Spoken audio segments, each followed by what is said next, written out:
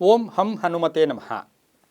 ನಿತ್ಯಭಕ್ತಿ ಕಾರ್ಯಕ್ರಮಕ್ಕೆ ಸುಸ್ವಾಗತವನ್ನು ಕೋರುತ್ತಾ, ನಮ್ಮಲ್ಲಿ ನವವಿಧವಾದ ಭಕ್ತಿಗಳಿರುತ್ತೆ, ನಾನಾ ವಿಧವಾದ ಭಕ್ತಿಗಳು. ಸರ್ವದೇವ ನಮಸ್ಕಾರ ಕೇಶವಂ ಪ್ರತಿಗಚ್ಚತೆ ಅಂತೀವಿ.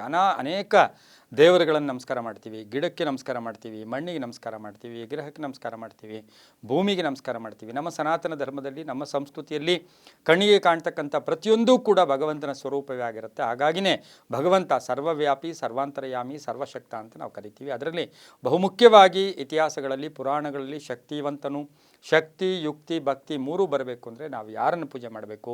ಹನುಮನನ್ನು ಪೂಜೆ ಮಾಡಬೇಕು. ಹನುಮನ ವಿಷಯದಲ್ಲಿ ಸಾಕಷ್ಟು ವಿಷಯಗಳಿದೆ. ಬ್ರಹ್ಮಚಾರಿ ಆಗಿರ್ತಕ್ಕಂಥವನು, ಜ್ಯೋತಿಷಿ ಆಗಿರ್ತಕ್ಕಂಥವನು, ತ್ರಿಕಾಲವನ್ನು ಅರಿತಂಥವನು, ಚಿರಂಜೀವಿ ಅಂತ ನಾವೇನು ಕರಿತೀವಿ. ಈ ಹನುಮನ ಪೂಜೆಯಲ್ಲಿ ಅನೇಕ ವಿಧಗಳಿದ್ದರೂ ಸಹ ವಿಶೇಷವಾದ ಪೂಜೆ ಒಂದಿದೆ. ಆ ಪೂಜೆಗೆ ನಾವು ಯಾವ ರೀತಿ ಮಾಡಿದ್ರೆ ನಮಗೆಲ್ಲವೂ ಸಿಗುತ್ತೆ, ಶಕ್ತಿ ಸಿಗುತ್ತೆ, ಭಕ್ತಿ ಸಿಗುತ್ತೆ, ಸಾಲದಿಂದ ಮುಕ್ತಿಯನ್ನು ಪಡಿತೀವಿ, ಆರೋಗ್ಯ ತುಂಬ ಚೆನ್ನಾಗಿರುತ್ತೆ, ಆ ಹನುಮಂತನನ್ನು ದೃಷ್ಟಿಯಿಂದ ದೂರ ಆಗ್ತೀವಿ.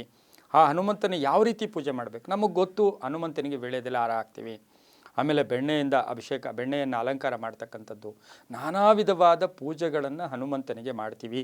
ಅದರಲ್ಲೂ ಕೂಡ ಹನುಮಂತನಿಗೆ, ಆಂಜನೇಯನಿಗೆ, ಕೇಸರಿ ತನಯನಿಗೆ ಪೂರ್ವಾಭಿಮುಖ, ಉತ್ತರಾಭಿಮುಖ, ದಕ್ಷಿಣಾಭಿಮುಖವಾಗಿರ್ತಕ್ಕಂಥ ಹನುಮನ ಪೂಜೆ ಎಲ್ಲ ಮಾಡ್ತೀವಿ.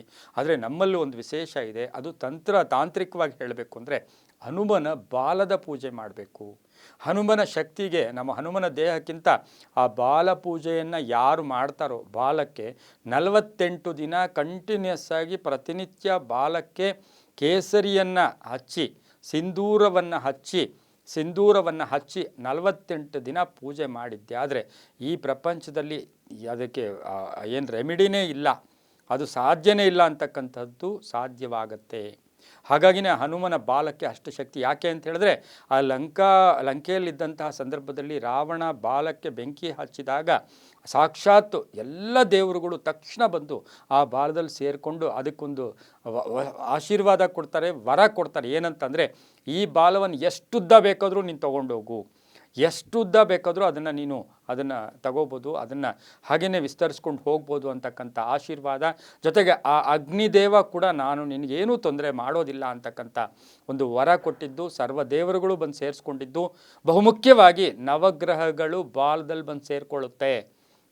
ಹಾಗಾಗಿ ಆ ಬಾಲಕ್ಕೆ ನಾವು ಸಿಂಧೂರವನ್ನು ಹಚ್ಚಿ ಪ್ರಾರ್ಥನೆಯನ್ನು ಮಾಡಿದ್ದೆ ಆದರೆ ತುಂಬಾ ಒಳ್ಳೆಯದಾಗುತ್ತೆ. ನಮಗೆಲ್ಲ ಗೊತ್ತು, ಮನೋಜವಂ ಮಾರುತತುಲ್ಯ ವೇಗಂ ಜಿತೇಂದ್ರಿಯಂ ಬುದ್ಧಿಮತಾಂ ವರಿಷ್ಠಂ ವಾತಾತ್ಮಜಂ ವಾನರಯೋಧ ಮುಖ್ಯಂ ಶ್ರೀರಾಮದೂತಂ ಶಿರಸಾನ. ಅನೇಕ ಮಂತ್ರಗಳು ಕೂಡ ಇರುತ್ತೆ. ನಾವು ವಿಶೇಷವಾದ ಮಂತ್ರಗಳು ಇರುತ್ತೆ, ಶಕ್ತಿ ಮಂತ್ರಗಳು ಇರುತ್ತೆ, ಯುಕ್ತಿ ಮಂತ್ರಗಳಿರುತ್ತೆ, ಭಕ್ತಿ ಮಂತ್ರಗಳಿರುತ್ತೆ.